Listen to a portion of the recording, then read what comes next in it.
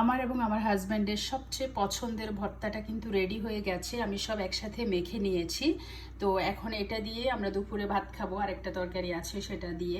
তো এটা অবশ্যই আপনারা ট্রাই করবেন পুরো রেসিপিটা দেখে নিয়ে, কারণ এটা আসলে অনেক অনেক মজা হয় এবং আপনারা বারবার বানাবেন, এটা আমার বিশ্বাস।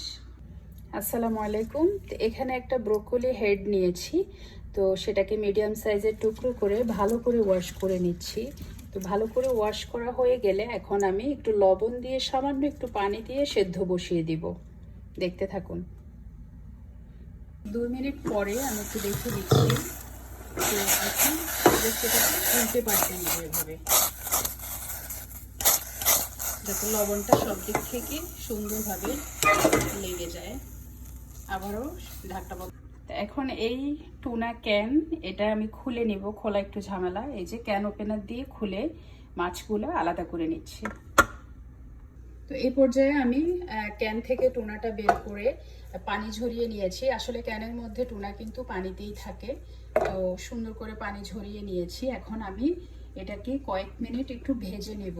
তো একটু মশলা দিয়ে নিচ্ছি। প্রথমে লাইক 1/4 চা চামচের মতো হলুদ দিয়েছি, যাতে কালারটা একটু সুন্দর হয়।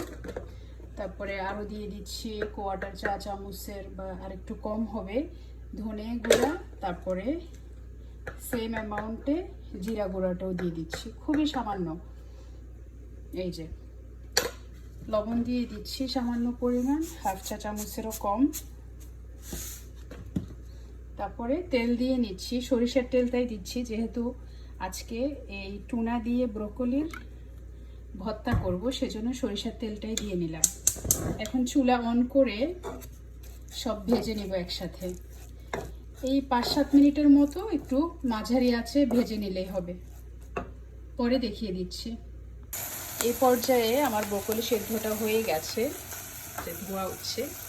তো আমি ঢাকনা বন্ধ করে 5 মিনিট আর ঢাকনা খোলা রেখে আরও 5-6 মিনিটের মতো সেদ্ধ করে নিয়েছি।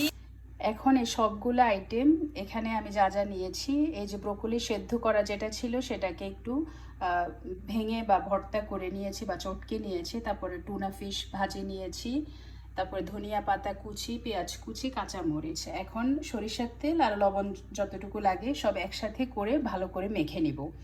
তো আপনারা যদি কাঁচা পেঁয়াজ পছন্দ না করেন, সেক্ষেত্রে একটু ভেজে নিয়েও পেঁয়াজটা দিতে পারেন, তবে আমাদের কাছে এইভাবে ভালো লাগে। আমার এবং আমার হাজব্যান্ডের সবচেয়ে পছন্দের ভর্তাটা কিন্তু রেডি হয়ে গেছে। আমি সব একসাথে মেখে নিয়েছি। তো এখন এটা দিয়ে আমরা দুপুরে ভাত খাবো, আর একটা তরকারি আছে সেটা দিয়ে। তো এটা অবশ্যই আপনারা ট্রাই করবেন পুরো